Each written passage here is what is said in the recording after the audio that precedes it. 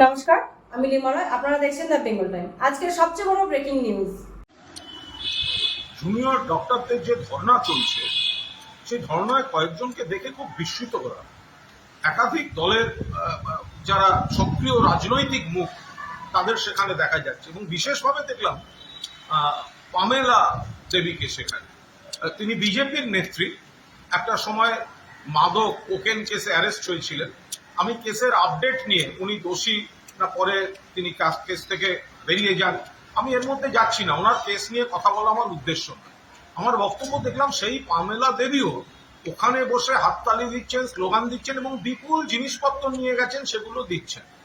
আমরা শুনেছিলাম এটা অরাজনৈতিক, কিন্তু তারপরে যা যা মুখ সেখানে দেখছি, যা যা ভাষণ, যা যা স্লোগান, তো সেগুলোর সঙ্গে এই জুনিয়র ডক্টর নেতৃত্বের কি যোগাযোগ, কি সম্পর্ক, সেখানে যে রসদ যাচ্ছে সেগুলো কি চেয়ে নেওয়া হচ্ছে না কিভাবে আসছে, এগুলো তো একটা প্রশ্ন চলে আসে।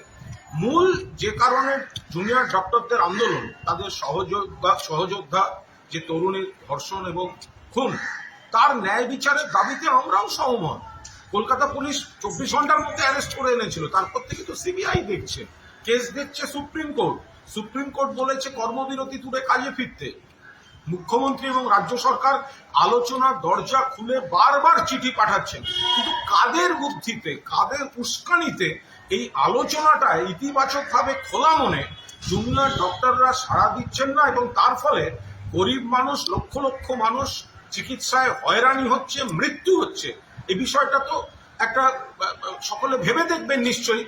তা এই পামেলা দেবীরা যখন যাচ্ছেন, তাদের সঙ্গে এই জুনিয়র ডাক্তার নেতৃত্বে এই যোগাযোগের ঠিক বিষয়টা কি, কে কাকে ডাকছেন আর কে কি রসদ দিচ্ছেন, এগুলো দেখলেই বোঝা যায় যে কেন, কোন প্ররোচনায় রাজ্য সরকারের খোলা মনের আলোচনার আমন্ত্রণে এখনো সাড়া দেননি এই জুনিয়র ডক্টররা।